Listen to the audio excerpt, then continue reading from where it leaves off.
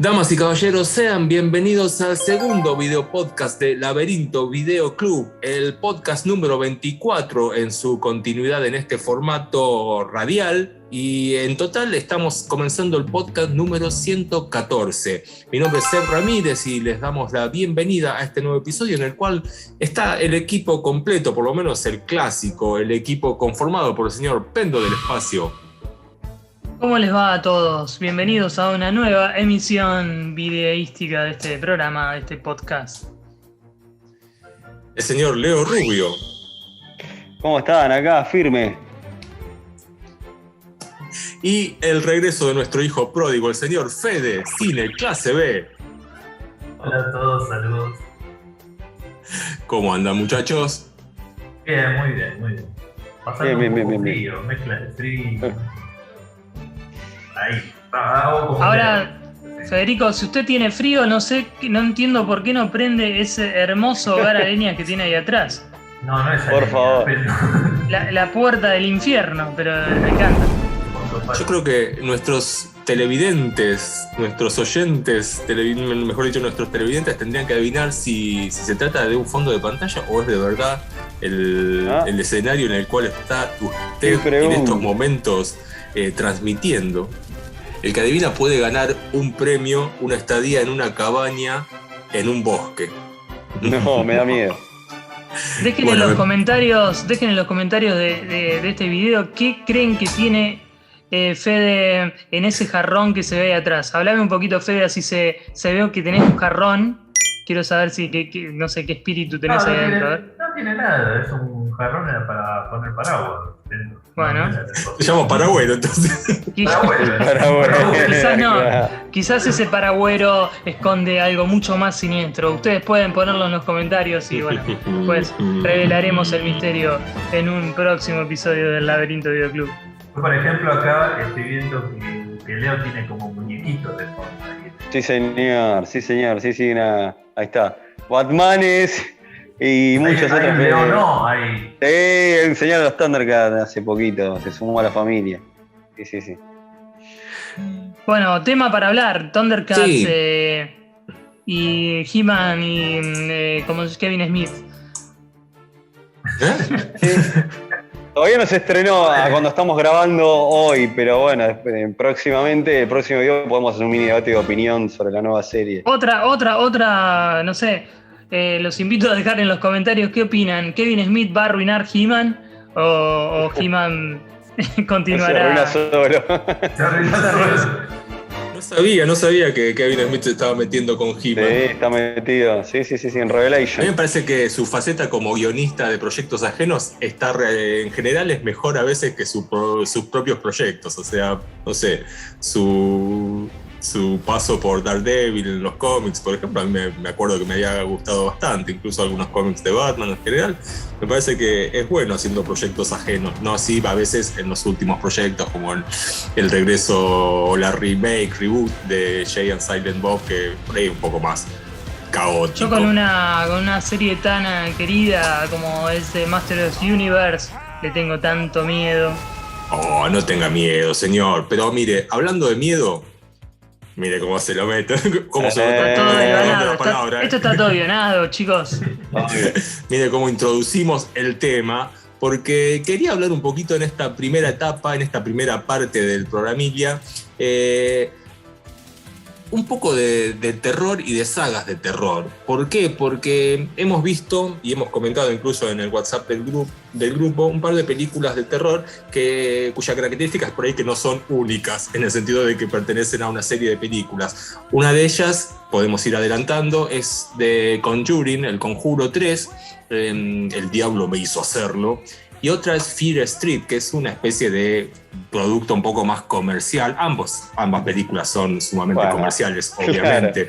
Claro. Pero una, como viene de la mano de Netflix y de toda una difusión y de puesta en escena, incluso a partir de afiches muy particulares en la calle, tiene como un poco de respaldo, no sé, más comercial, por así decirlo. Vi El Conjuro 3. que no pertenece al autor original, al señor Leigh Whannell y James Wan, mejor dicho. James Wan era, ¿no? ¿Por qué dije Leigh Whannell? Leigh Whannell es el del Hombre Invisible. A James Wan, que ahora está haciendo se está metiendo con el mundo de Aquaman. Segunda de Aquaman, ya empezó. Tardó un montón. Exactamente.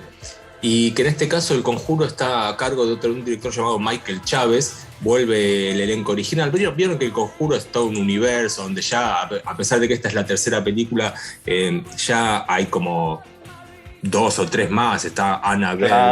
La monja, Annabelle hay como 3. Y incluso es un universo tremendo. Sí, incluso los protagonistas estos, la pareja, ¿no? Los Warren, aparecen siempre como actores secundarios en estas películas del universo. Tienen un currito asegurado, digamos, los actores. Claro. Por lo menos cobran un sueldito y vienen a aparecer. En Annabelle, creo que fue Annabelle Come Home, algo así, que la protagonista es la hija, que es como que ellos se van y dejan a la hija en la casa, que bueno, hace un desastre con esa especie de museo que tienen. La cuestión es que yo vi, no sé qué les pareció a ustedes, si ya la vieron, pero vi esta tercera parte del Conjuro y la sensación que tuve todo el tiempo es de trabajo oficinesco. Era como una cosa tipo una película hecha en modo piloto automático, donde están los personajes de siempre, esa pareja de investigadores paranormales que a mí me cae muy bien, pero todo el tiempo me fue imposible, salvo en la escena prólogo inicial, donde hay un niño poseído, que está como me pareció bien hecha. El resto de la película es como un capítulo más en una serie que no tiene tanta... No logré conectar desde el punto de vista que uno necesita conectar a veces con una película de terror, que es desde el punto de vista de sufrir, de sentir a los personajes. Yo todo el tiempo es como que, no sé, yo también me puse en piloto automático, puedo decir que la película estaba bien realizada, pero no logré empatizar nunca sentí miedo, nunca sentí emoción, nunca me preocupé por el destino de los personajes, un poco también porque uno sabe que estos protagonistas siempre van a lograr triunfar sobre el mal, y eso te saca un poco de gracia. Para poner, perdón, sí. Para poner en clima a los espectadores, voy a hacer algo que quiero hacer hace mucho tiempo, que es leer la sinopsis breve de la película para aquel que no entiende de qué estamos hablando. Simplemente voy a decir que los investigadores de fenómenos paranormales Ed y Lorraine Warren se enfrentan a un nuevo caso, el de un hombre acusado de un terrible asesinato que asegura ser sido poseído por un demonio. Esa es un poco la premisa de la película. Claro, el subtítulo es El Diablo, The Devil Made Me Do, y algo así como El Diablo me hizo hacerlo. El Diablo me hizo hacerlo, sí. O me obligó a hacerlo. Que, como siempre, están basados en hechos reales, aparentemente, y este caso fue así. Efectivamente, la corte terminó dictaminando que una persona en realidad era inocente porque el diablo lo hizo hacer.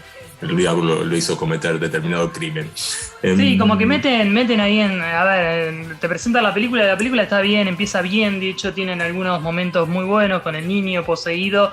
Creo que los primeros 10, 15 minutos de la película están muy bien, o hasta te diría 20 minutos, en donde está ese asesinato que el protagonista, no recuerdo el personaje, realiza porque estar poseído por el demonio. El tema es que ahí la película corta y pasa se transforma en un juicio, en una película de donde hay un asesino o un asesinato y un juicio, y ahí un poco se empasta y se vuelve medio densa, que obviamente, digamos, si bien después en términos generales tiene esto de un poco de la franquicia, franquicia como si estuviese hablando de videojuegos, de la saga de las películas, pero tiene este elemento del juicio que para mí lo embarra bastante, no sé, lo lleva para otro lugar.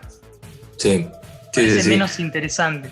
Es que a mí me pasa esto, y esto es por ahí lo que podemos charlar un poco ahora, y es que a mí me parece que el terror, a diferencia de otros géneros, por ahí todos los géneros un poco se ven siempre afectados por las secuelas, pero me parece que el terror especialmente, porque una comedia quizás se banque 3 o 4 películas, siempre va a llegar un momento en que la fórmula se agota, y qué sé yo, la Academia de Policía 5, 7, no sea, claro, no tenga la Misión misma Moscú, onda que la primera. por favor, claro, Misión Moscú. También pasa por el tema de que los actores por ahí después no repiten en todas las secuelas.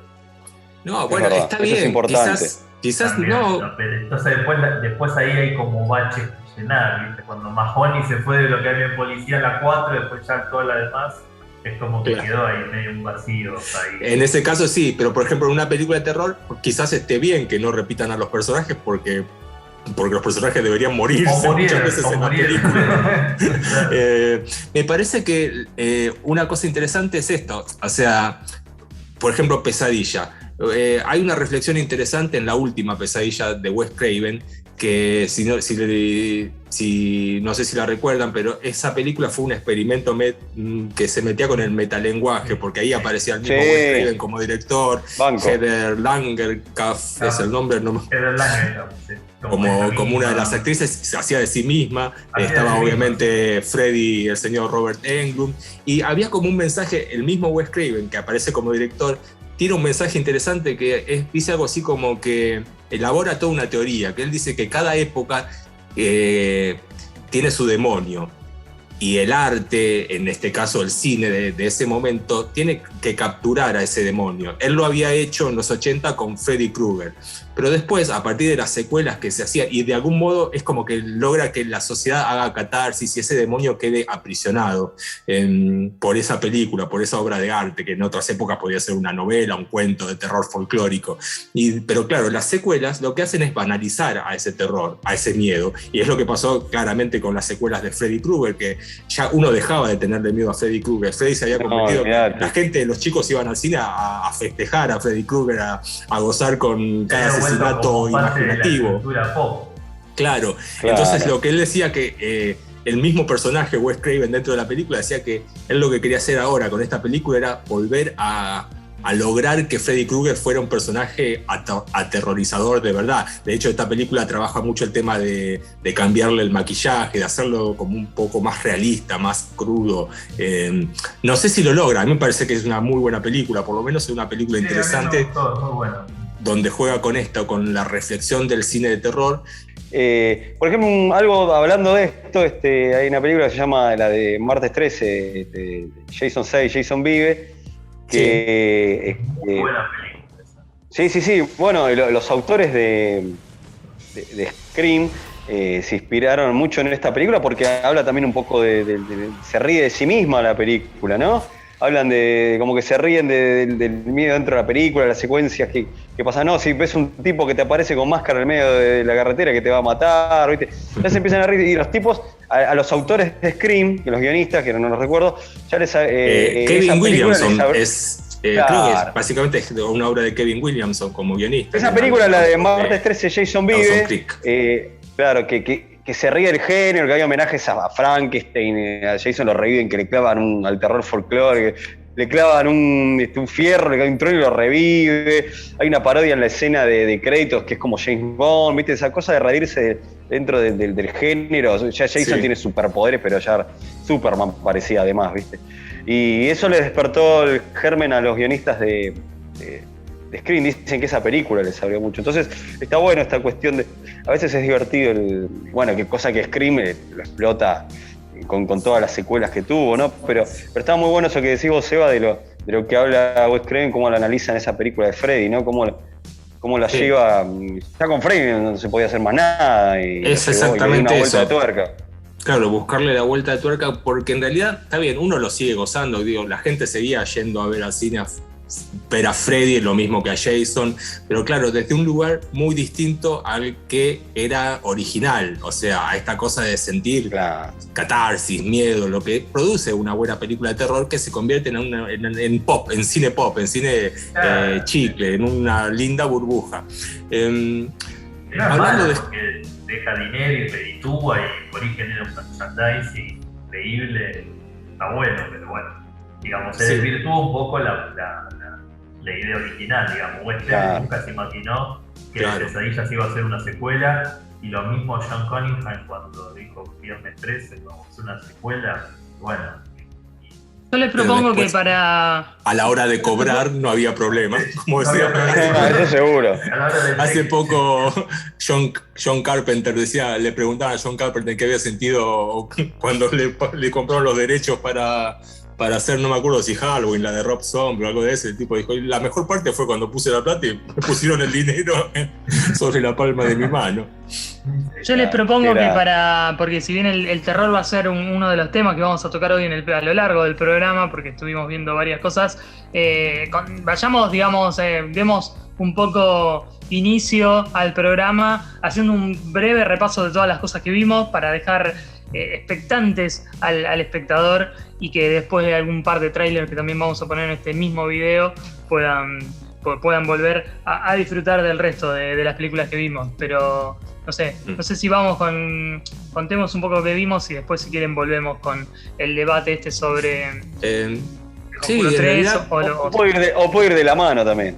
No sé si tampoco había mucho más para debatir. Sí quería conectar que The Scream tuvo como una especie de homenaje nuevo en esta trilogía de películas de Netflix llamada Fear Street, ya que comienza con una especie de, no de parodia, pero sí de diálogo entablado directamente con Pero el ya vamos a hablar de Wes esa Craven. película, Ramírez, ya vamos a hablar de esa película. Sí, señor, ¿qué se piensa usted? Que tenemos tiempo para perder acá. No tenemos tiempo, así que digamos rápidamente para esto de si quieren, rico, ahora hacemos muchachos. un corte en breve, pero digo, esta es una de las películas de las que vamos a hablar. ¿Puede ser?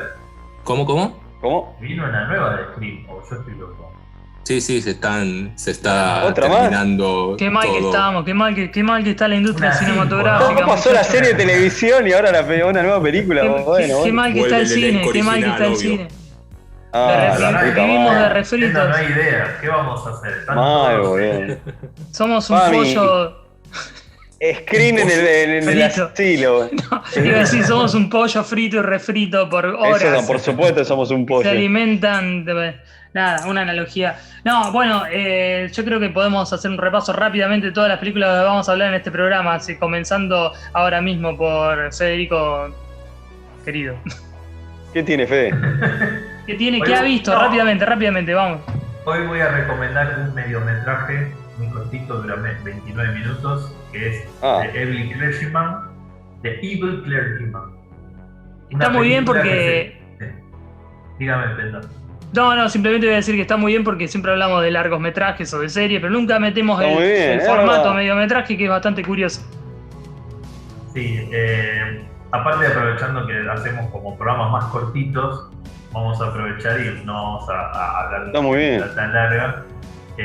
Fue una película que estuve viendo en estos días, siempre la vi en inglés, no hay subtítulos, así que la vamos a recomendar. Después voy a decir dónde la pueden ver. Pues está disponible para que la puedan ver gratuitamente sin ningún problema. Así que bueno, voy a hablar sobre El clérigo malvado, basado en la novela de H.P. Lovecraft. Excelente. El remera roja Leo Rodríguez. Leo Rubio. ¿Quién es Leo Rodríguez? Es un actor. Es un actor de una telenovela. Bueno, vi un documental interesante en Netflix que se llama Los hijos de Sam, que ese podemos recomendar brevemente. Y también nos subimos a la moto de las novedades, hoy estamos más populosos que nunca. Y vimos también Loki, que creo que Pendo también la vio, así que podemos debatir un poquito qué nos pareció. Claro que sí. Y Ramírez, rápidamente. Yo tengo Shadow in the Cloud, que es una película que viene el verano, pero como no estábamos haciendo este programa, me olvidé de recomendarla. No sé si la vieron, pero es una hermosa locura, un homenaje gremliniano al cine loco y casi anárquico de Joe Dante. Y también quería hablar de un poquito de Censor, la película esta reciente, inglesa, de terror VHSístico, por así llamarlo. Y si tengo tiempo también te meto una recomendación para el efímero ciclo llamado HFH. No sé si Fede no estaba en el anterior programa, pero quiero recomendar una película clásica por programa, basándome en el eje Hawks, Ford, Hitchcock. O sea, una película de cada uno de ellos. Esta vez le tocaría al señor Howard Hawks. Eso es todo, es un montón igual. No va a entrar, no vamos a entrar. No llegamos ni pedo, pero no le dedico 2 minutos a cada una de las recomendaciones y en 6 Muy minutos bien, me encantó. Limpio todo. Lo desafío a que haga eso. Bueno, yo voy a hablar rápidamente de Rust Creek, una película que vi en Netflix porque no me gusta Netflix, así que miro películas ahí. Pero una película que me llamó la atención, me gustó dentro de todo. Bueno, vamos a hablar obviamente, como decía Leo, también de La calle del horror, porque al menos yo vi las 3 partes, las quiero desmenuzar un poco. Obviamente Loki, y vi alguna otra cosita que no sé, no recuerdo. Vi una película que sí que quiero hablar, se llama La Centinela. Una película de los años 70, 1977, de un director que se llama Michael Winner. Una película muy curiosa. Muy pendiente esa peli yo. Sentinel. ¿No es La Centinela? No, como no me acuerdo, no sabía The si Sentinel. hacía referencia a un hombre. Para mí era The Sentinel, claro. Sí. Yo dije La Centinela, bueno, mi traducción así, pero sí, es The Sentinel. Bueno. Así que con eso... Puede ser el Centinela, eso es lo que digo. Sí, hola. Tiene que ver la película. Bueno, puede ser. Ok. No vi la película. Bueno, nada. Bueno, así comenzamos entonces este programa que durará 2 horas y media. This depiction is dangerous. Come on, Enid. I'm cutting it. Una de las películas que quería recomendar en este episodio es una película inglesa de terror psicológico que se llama Censor. Es una película de este año, estrenada en el 2021. Su director se llama Prano Bailey Bond. Es una película, como les dije, británica, que nos cuenta una historia acerca de una mujer, la protagonista, que se dedica a la censura en la Gran Bretaña de los años 80. Y la película juega un poco con el cine de terror y el cine un tanto misterioso al estilo David Lynch o al estilo, por ejemplo, el Peter Strickland de esta película llamada, no me sale el nombre ahora, Barbarian Sound Studio, que son películas cinéfilas que juegan con ese límite o mediante ese límite entre lo que sería el terror de verdad y el terror un poco más jugado al arte, a lo arty. La cuestión es que esta película transcurre en los años 80 y el VHS es uno de los protagonistas, así como también las películas en sí mismo. Épocas donde surgían los videoclubes, donde el cine de terror tenía un momento de mucha popularidad. Y la prensa inglesa, y esto está basado en ciertas ideas, en ciertas cosas que ocurrieron, ¿no? Que la prensa inglesa, que siempre fue muy sensacionalista, había empezado a asustar al público diciendo que el crecimiento de los crímenes en el país también tenían que ver con la proliferación de películas de terror, y existía un concepto inglés, quizás Fede lo conozca, que es el de video nasty, que era como ellos se referían a ese tipo de cine. La British Film Board of Classification, que era como el ente que calificaba las películas, sí. Algo así como la MPAA en Estados Unidos. Si la película cumplía con ciertos parámetros de no sé, mucho gore, exceso de violencia, sangre, no sé, temáticas prohibidas, el régimen conservador de Thatcher le bajaba el pulgar y te lo calificaba video nasty. Entonces, si bien las películas mayormente casi se editaron en VHS, el tema fue después, las confiscaron después, ya cuando ya estaban casi todas editadas, fue a comienzos de los 80, digamos. Sí, y lo que, bueno, esta película transcurre en ese marco y la protagonista se dedica, básicamente trabaja para ese ente de censura de cine y se dedica a ver películas de extrema violencia y de, bueno, cortar las escenas más truculentas. Claro. La historia va mezclando, la presentación de la película nos cuenta la historia de esta mujer, de su laburo, y lentamente vamos sabiendo que además tiene cierto trauma en su infancia, ya que tiene una hermana que desapareció cuando eran niñas y sus padres todavía, mejor dicho, ella no se resigna a que esta chica haya desaparecido, porque fue como esos casos de secuestro donde nadie sabe nunca más del paradero de la hermana de ella. Los padres están como en una situación más de resignación, de entender que no la van a volver a ver, y ella, de algún modo, la protagonista, sigue todavía buscándola, y la trama se propulsa cuando en una de esas películas que ella censura ve a una actriz y se obsesiona con la idea de que es su hermana.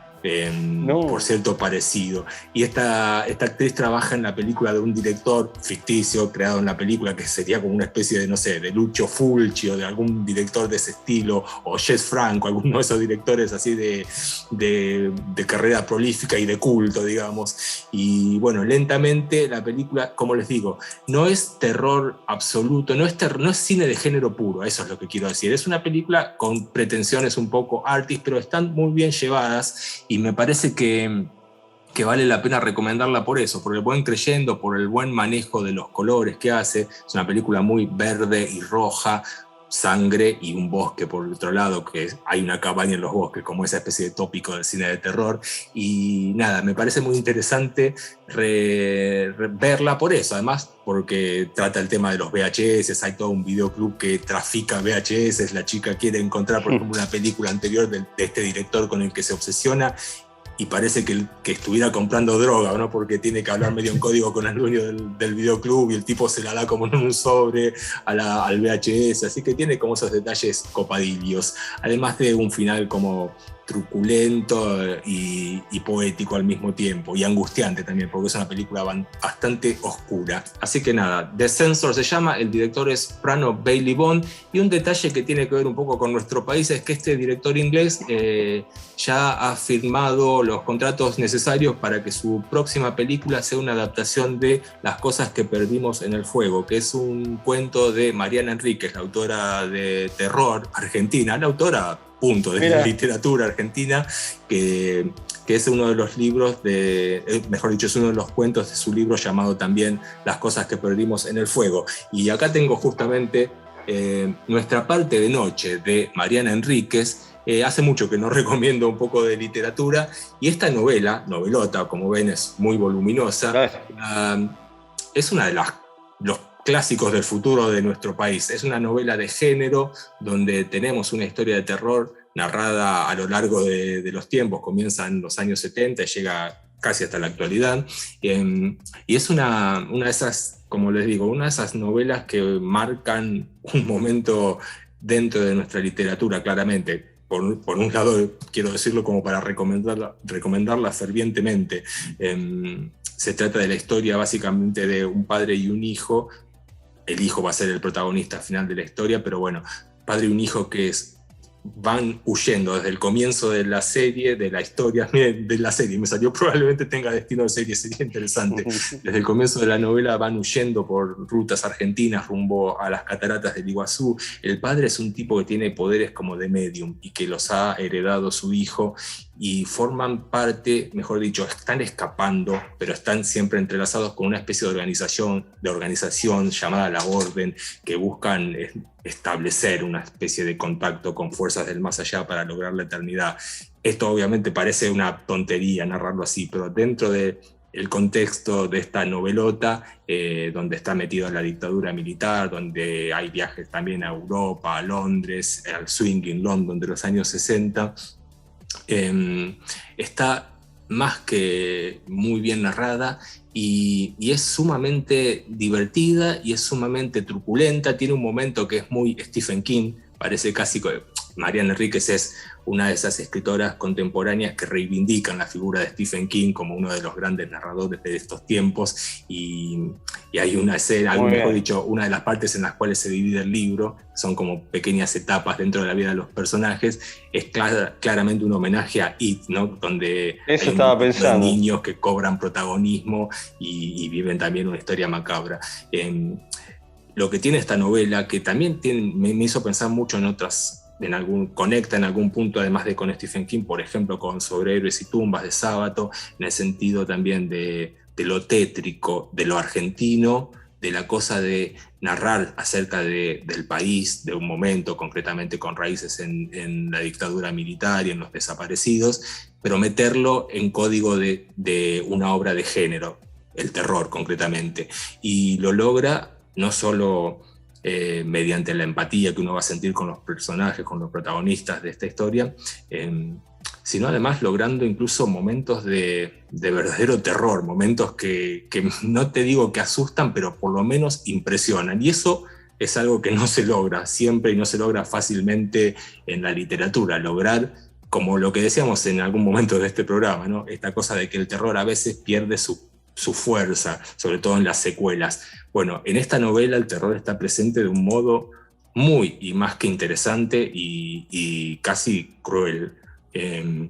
Así que nada, recomendadísima esta obra llamada Nuestra parte de noche de Mariana Enríquez. Venía a cuento porque además el director de la película que había reseñado previamente va a dirigir una obra basada en uno de los cuentos de esta autora. Pero hablando de literatura, además nos contaba Fede que también quería recomendar un libro, que en este caso es un libro concretamente de cine, del señor Andrés Febrier. Sí, es el libro Hollywood en Don Torcuato, creo que se llama el subtítulo Las aventuras de Roger Corman y Héctor Olivera, creo que algo así se llama, no recuerdo, pero es Hollywood en Don Torcuato el título. Es un libro espectacular, lo recomiendo mucho, búsquenlo porque el autor lo liberó, está disponible, creo que lo pueden buscar en su propia página de Cinematófilos o también en su Facebook, búsquenlo que él subió el link.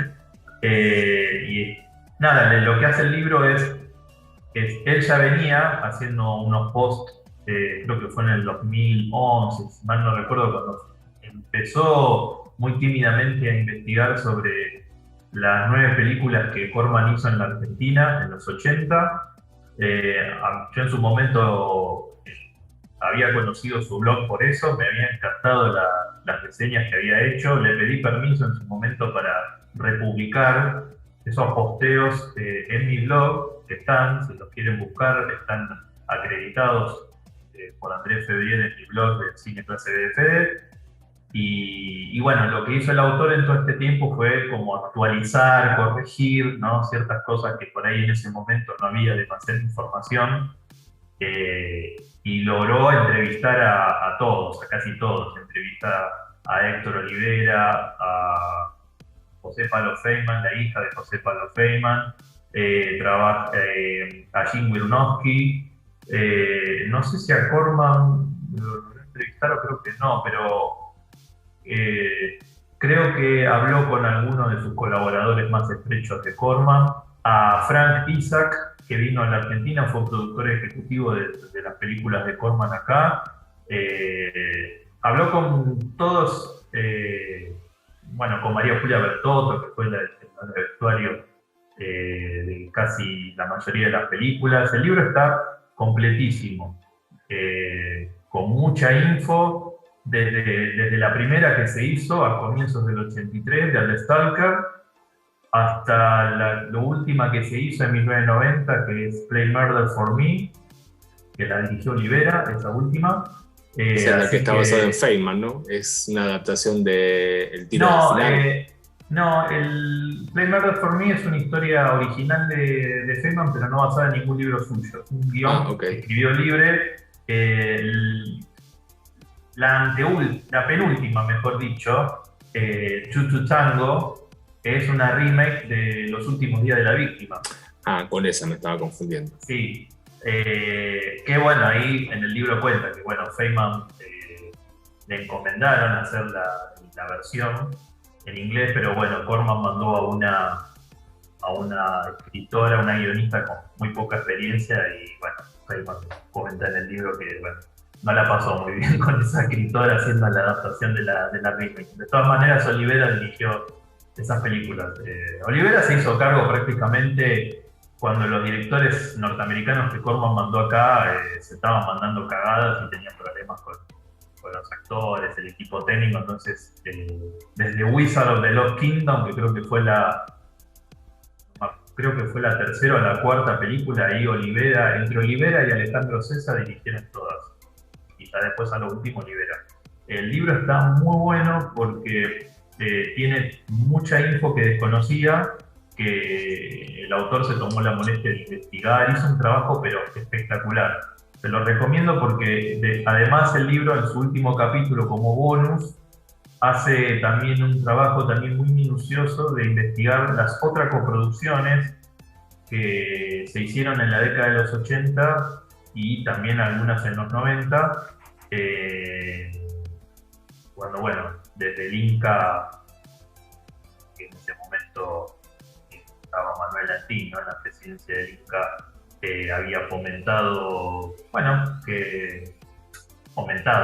digamos, vamos a decirlo de esta manera, digamos, dio el visto bueno para que productores norteamericanos vinieran a la Argentina por una cuestión de que les convenía, porque la moneda estaba, al cambio era muy favorable para los norteamericanos rodar acá, y así se hicieron un montón de películas, muchísimas, Bueno, Corman aprovechó, aunque Corman tenía una pata en cada lado, ¿no? Mientras estaba acá investigando si podía filmar en Perú. En Perú filmó desde el 87 hasta el 94. En Chile, aunque en Chile hizo una. No sé, seguía en Filipinas con las películas que hacía Ciro Santiago. Después en México. Bueno, Corman siempre buscaba locaciones y países donde por la moneda le convenía, porque eso, digamos, el libro cuenta como que, bueno, Corman siempre trataba de cuidar de la moneda, entonces tampoco iba a molestarse demasiado en que el producto fuera una superproducción, sino que estuviera lo más correcta como para inclusive tener un estreno muy limitado en los cines y de última directo a video y chao, digamos. Lo bueno es que Olivera cuenta que la asociación con Corman fue vital para mantener los estudios Baires abiertos durante todo ese momento. Después los tuvieron que vender, ya después cuando, bueno, Argentina ya atravesó la primera hiperinflación. Y bueno, después inclusive la anécdota de esa última película, Pre Murder for Me, fue espectacular porque bueno, en ese momento ya estaba ya estaba en rodaje, Highlander 2 se para por la segunda hiperinflación, después se retoma y todos los técnicos se fueron a trabajar en esa película y Olivera quedó con un equipo muy reducido para filmar esa última película de Corman. Y bueno, ya después ya no, vino la convertibilidad y al cambio a Corman no le convino. Pero está bueno, el libro es historia pura, realmente para los amantes del cine clase B se los recomiendo y para los que son amantes del cine de Corman también, y también un poco para entender cómo era nuestra industria en los 80 y cómo Aries Cinematográfica tenía ese modelo industrial que en su momento supo tener y que después no se supo adaptar en los 90. Sí. Y el libro está muy bueno porque comenta, los estudios Baires estaban como el bar, entonces estaban los backlots, o sea, los estudios grandes donde se filmaba una de espada y brujería, y en el otro lado estaban filmando los extraterrestres con Armel y Porcel y se cruzaban en la cafetería. No sé, tenían Olmedo, unas imágenes dantescas. Y estaban actores ahí. Así que muy bueno, realmente lo recomiendo, lo terminé de leer la semana pasada. Quería leerlo porque realmente Andrés Febriel lo promocionó hace ya varios meses, pero bueno, no tuve tiempo para leerlo hasta ahora y realmente se lo recomiendo. Hollywood en Don Torcuato, búsquenlo porque está disponible en PDF, lo pueden descargar o lo pueden, si no, directamente abrir desde el propio enlace que Andrés Febriel abrió en el link, ¿no? de la página de Cinematófilos o su Facebook. Recuerden a todos aquellos que están viendo este video que también, si prefieren quizás escucharnos y no ver nuestras caras, pueden ingresar obviamente a iVoox y Spotify, donde van a encontrar los podcasts, no solo esos podcasts que son los últimos que están grabados en YouTube, sino también nuestra antigüedad de años grabando frente al micro, haciendo el Laberinto Video Club Podcast o Laberinto Video Club Radio. Van a encontrar una cantidad de episodios, así que siempre es bueno volver a recomendar iVoox, en Spotify también Laberinto Video Club. Yo simplemente voy a hacer un pasaje rápido por algunas cosas que vi, porque tengo ganas de hablar. Después vamos a meternos en el terror, como ya habíamos contado antes. Quiero recomendar rápidamente, el programa pasado, aquellos que no lo vieron pueden buscar acá en el Laberinto. El episodio anterior hablábamos un poco se armó como un debate entre las diferentes plataformas por la salida inminente de HBO Max en Argentina. Ya ahora todos tenemos HBO Max, aquellos que no la tienen, no la tienen, pero yo la tengo prestada por un tiempo, a mí me la prestan, así que...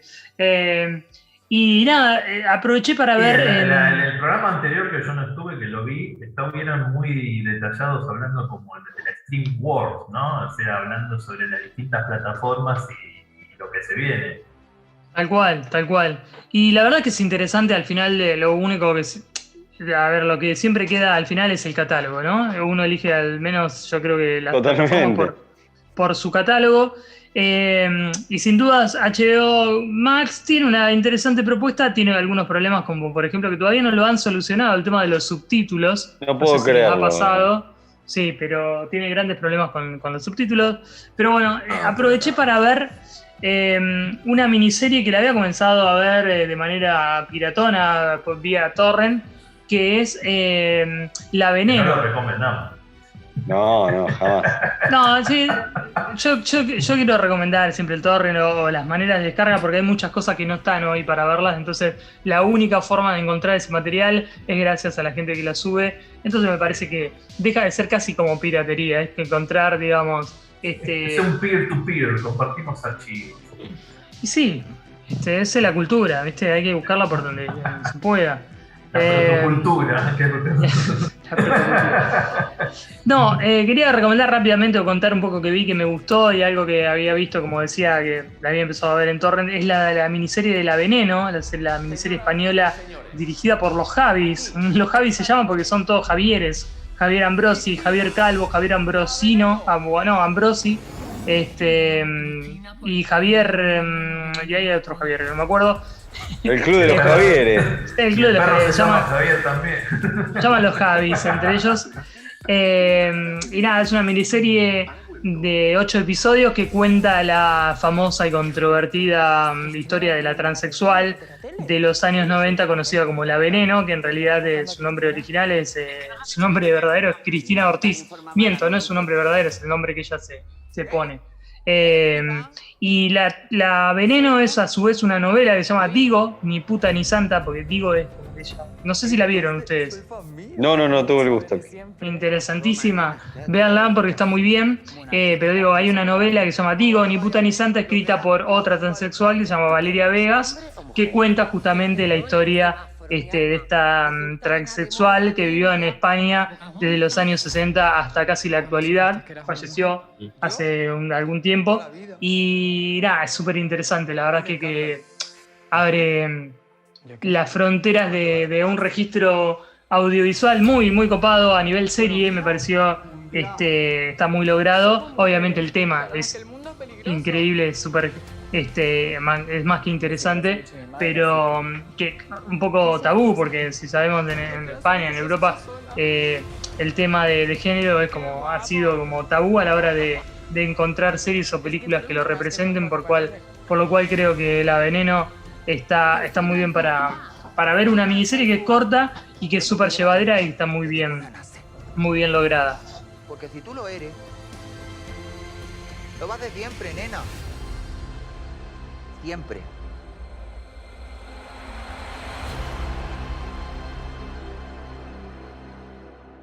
Antes le decía que había visto La Centinela. Esta es una película de terror, llamémosle de terror, de los años 70, claro, de Michael Winner. El director de Vengador de la Noche. Y claro, totalmente. De Mecánica, ambas con Charles Bronson.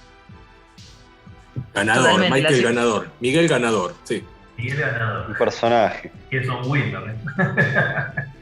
La Centinela cuenta de la historia de Allison, que es la protagonista que para alejarse de su novio se muda a un viejo edificio en Brooklyn, y obviamente se encuentra con extraños vecinos que le dan la bienvenida a esa casona, y ella empieza a sufrir por las noches algunos trastornos físicos y psicológicos que la hacen volver como a un pasado turbio y muy traumático. Pero lo interesante que tiene esta película va por varios lugares, porque no es una película de terror per se.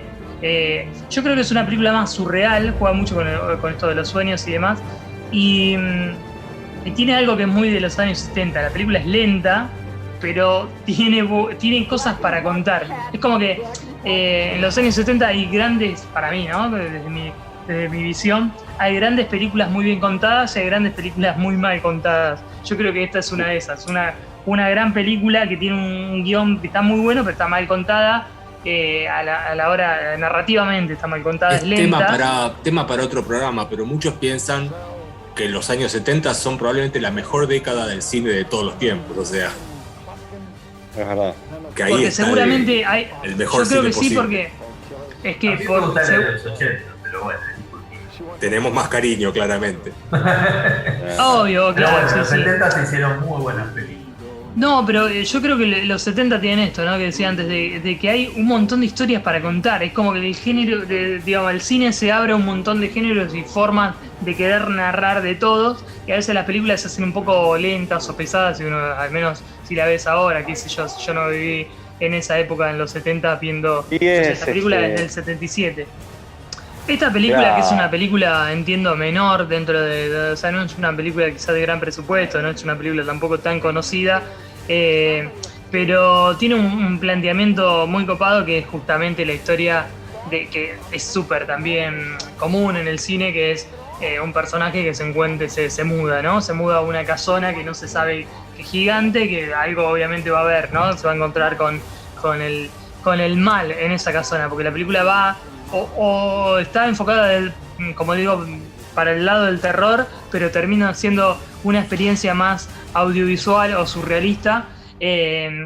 Obviamente lo interesante de la película es que cuando la protagonista, con esta especie de sueños que tiene y confusiones, le habla con la señora que es como la inmobiliaria, la que le alquiló la casa, o que le vendió la casa, no recuerdo si la alquiló o la vendió, y le cuenta de que, bueno, que por las noches se escucha a los vecinos que hacen ruido, que hacen fiesta, qué sé yo, y la mina le termina diciendo, che, pero ahí hace años que no vive nadie.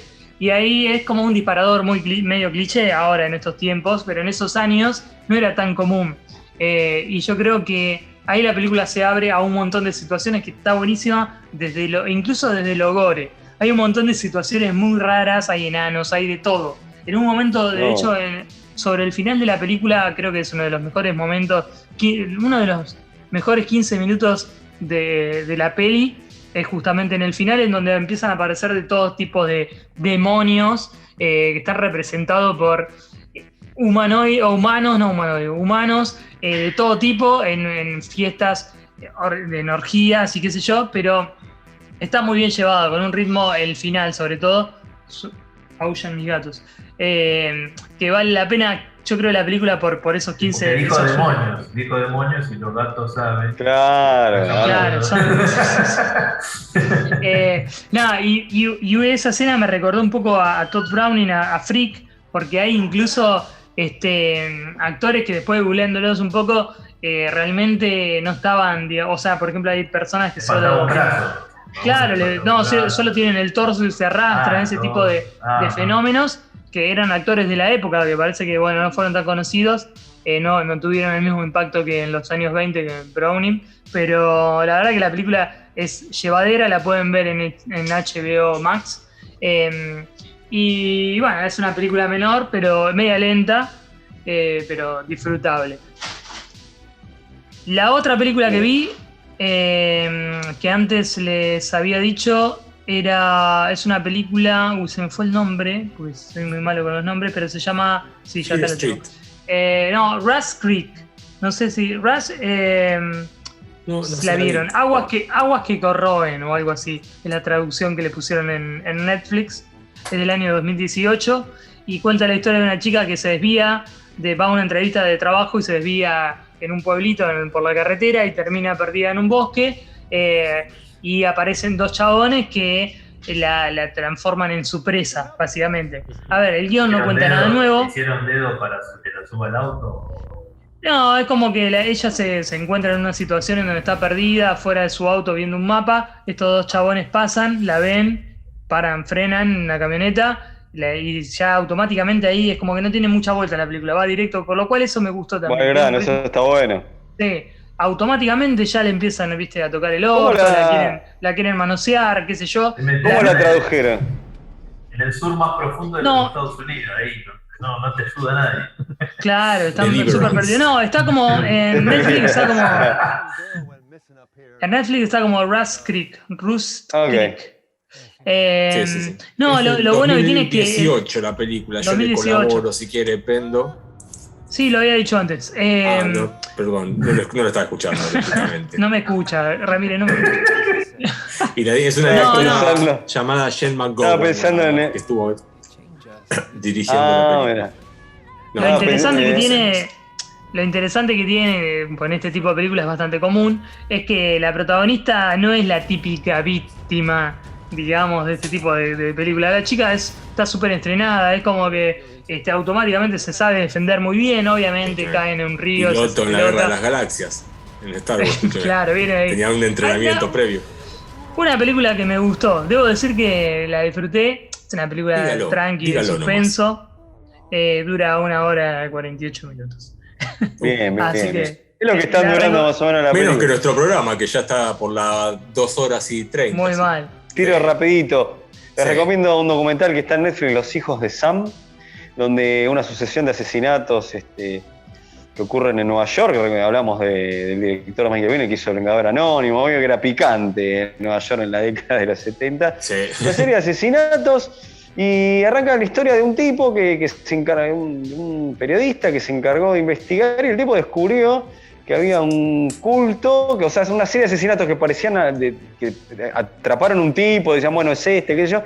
Después resulta que no era tan así, que parece que había varias gente involucrada y a través de eso había relacionado un culto, un importante productor de Hollywood, no sé, todo se encadena en una telaraña tremenda. La verdad que es muy interesante cómo se va, que bueno, cómo se empieza a hablar de que tiene que ver también con el asesinato de la mujer de Polanski, con el culto ese, se relaciona con Manson, Manson. Justamente. Tiene relación de culto, todo eso, bueno, desencadena en todo un montón de videos, y al tipo que dice, che, qué genio, al periodista qué genio que descubrió todo esto, y después el tipo se obsesionó tanto con el caso que se terminó separándose de su mujer, y hasta terminó quedando como que el tipo también estaba tan obsesionado que quería encontrar pruebas donde no había. Entrevistó al que atraparon como culpable de todos los asesinatos, y parecía que en la entrevista era como que el tipo le estaba haciendo preguntas y quería que le respondiera, y el otro decía todo que sí. Bueno, ese tipo de cosas está muy bueno. Como ves también lo que sucede con este periodista que se obsesionó con esto que terminó Los hijos de Sam, que en realidad se acusó a un solo tipo, pero parece que había mucha más gente involucrada y un culto satánico. No, muy bueno, muy recomendable. Los hijos de Sam, de documental en Netflix, que se puso muy de moda. Hablábamos en el episodio anterior de estos documentales de crímenes que proliferaron muchísimo. Que la verdad que hay algunos muy buenos, hay algunos que realmente no, son puro humo, pero este es muy interesante. Así que Los hijos de Sam, denle una oportunidad. Excelente. Si quieren polemizar sobre Fear Street, a medida que está pasando este programa, de vuelta, no sé si es que soy yo que se está quedando sin ganas de polemizar o qué, pero como habíamos comentado antes, tampoco estaría bueno defraudar a la audiencia, hablar un poquito de esta trilogía que salió a través de Netflix llamada Fear Street, que son 3 películas, justamente de eso consiste una trilogía, basadas en unas obras de terror infantil del autor R.L. Stine, pero que están hechas de algún modo para un público un poquito más adolescente, y no tan para pibes. De terror, claro. No tan para toman niños, la base de esas niñas. novelas, pero le meten lesbianismo, que no creo que esté en las obras de Stine, y le meten gore, muertes sangrientas con mucho gore. La directora se llama Leigh, ¿cómo era el nombre? Leigh Janiak, que es además esposa de uno de los hermanos Duffer, de los creadores de Stranger Things. Toma algunos actores de ahí y toma también una estética ochentosa de la serie. Y lo interesante, que a mí me resultó, por ejemplo, interesante como premisa originalmente, era esto de que, por un lado, en la primera película, cada película tiene un año. 1994 es la primera, 1976 o 78 es la segunda, y 1666 la tercera. Y cada uno, en principio, la idea era que la del 94 tomaba como base el homenaje o la referencia al cine de los 90, concretamente con Scream como película a la cual seguía. De hecho, hay todo un prólogo que es como una especie de reversión del prólogo de Scream, en la cual la actriz, la hija de Uma Thurman, Maya Hawke y Ethan Hawke, es la que es como el CEO, ¿no? Ese que te hacemos creer que esta es la protagonista. Es la Drew Barrymore. Es la Drew Barrymore de Scream en esta película. La de los años 70, lógicamente, es un homenaje al cine slasher de campamento, tomando Viernes 13 como modelo. y de la 1666 como una especie de cacería de brujas, pero que en realidad es la más tramposa de todas, si te quiere, porque tiene que cerrar, entonces no es solamente una primera mitad que transcurre en ese año y después volvemos al presente, porque todas estas 3 películas están atravesadas por un hilo narrativo, que son un grupito de chicos que que están en esos años 90 y que van a ser los que son los protagonistas definitivos, una chica, su novia, su hermanito. Y que tratan de escapar de la maldición de la bruja Sarah Fire, ¿cómo era? Sarah Fire, que es como la bruja que también une a las 3 películas. No son, la bruja Sarah Fawcett. No son 3 películas individuales, sino que si bien juegan con registros distintos de terror, están unidas por ese hilo narrativo que son este grupito de amigos protagonistas. Pero bueno, es como lo que comentábamos también un poco por WhatsApp nosotros, es una historia un tanto adolescente. Debatamos. Sí, no sé, por eso. Yo creo que funciona, estamos de acuerdo todos. Funciona muy bien. Sí. Parece que funciona muy bien para preadolescentes o adolescentes. Yo tuve el caso de verla con mi sobrina que tiene 11 años. Le tapé las partes que no podía ver como corresponde. Que tampoco son tantas, pero a ella Chica, besándose, qué horror, decía usted. No mire esto. Claro, no, por eso no. Claro. Pero y a ella le gustó muchísimo. Se reenganchó. Claro, ahí está. Claro. Eso es todo. Estaba buscando algo que era como ir para mayores de 13. Ya. Pero me parece que está también ambientado un público strangertinesco, que quizás ya también el público strangertinesco de jóvenes ya también ha crecido, entonces bueno, que te da esto. ¿Cuánto tiempo pasó de Stranger Things ya? Un montón. Sí, y la primera temporada estoy hablando. Bueno, que yo creo que ahí es lo que hablábamos antes de que Netflix todo está dirigido al millennial, no sé, al teen. Yo lo veo como una pena, como oportunidades perdidas, porque si bien está basada en una novela, como decíamos antes, que quizás está enfocada más a un público teen, me parece que la historia daba para ser una película copada, ¿no? O sea, con un enfoque más serio y como todo el tiempo estaba para explotarla y todo el tiempo está la bajada teen, que me parece como forzada. Digo, no quiere decir que esté mal, para nada, ellos den plata y siempre al final de hecho, como comentábamos hoy, el cine de los años 80 también se apuntaba a un público adolescente. El tema a mí me genera más sensación de plástico esto. Para mí el ejemplo claro es el prólogo de la primera película del 94, que emula un poco al prólogo de Scream. Lo emula, pero no le llega ni a la suela de los zapatos, o sea, toda la originalidad que tenía aquel prólogo de Scream con Drew Barrymore respondiendo a las preguntas sobre cine por teléfono, acá es la nada misma, es algo que pasa casi por compromiso. Lo que pasa que ahí es donde una película, yo creo que ahí es donde una película se puede analizar cuando se vuelve mala o es una buena película. Cuando el homenaje a algo, a una obra cualquiera, es malo, es malo directamente. Es decir, no hay forma de salvar algo. Cuando uno homenajea a una obra que ya es un clásico como Scream, independientemente de si estaba Scream dirigida a un público más joven o adulto, lo que sea, está homenajeando puntualmente. Y si el homenaje, digamos, es malo, por lo cual el producto termina siendo malo. La primera película creo que es la que más me gustó igual a mí en cuanto a todo lo que tiene que ver con el montaje, todo lo que tiene que ver con, bueno, vamos a contarlo de una manera más moderna. Entonces tiene, por ejemplo, unos colores, unas puestas en escena que están muy cuidadas y que están muy buenas, realmente están re bien. El montaje está buenísimo, los títulos iniciales de la película son geniales, y después se pierde. Después vamos a la segunda película, que es la que funciona mejor, pero a su vez es la más clásica, que podría ser una película tranquilamente, digamos, de estas parodias de las películas de los años 80. Y después la tercera es la peor para mí, o sea, es aburrida y es como que se mezcla ahí el argumento.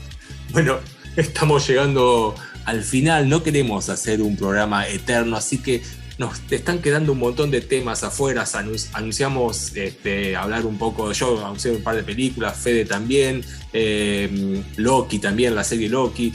Vamos a retomarlos en el podcast de la semana que viene. Bueno, para nosotros va a ser la semana que viene, para ustedes quizás tardemos un poquito más, pero el siguiente podcast, cumpliremos con todo lo prometido. Simplemente recordarles a todos aquellos que están viendo este programa que también nos pueden buscar en iVoox y en Spotify para escuchar los programas anteriores, ahí de todo, ahí radioteatro.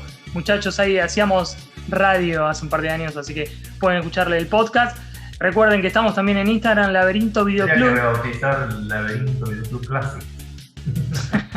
No está mal.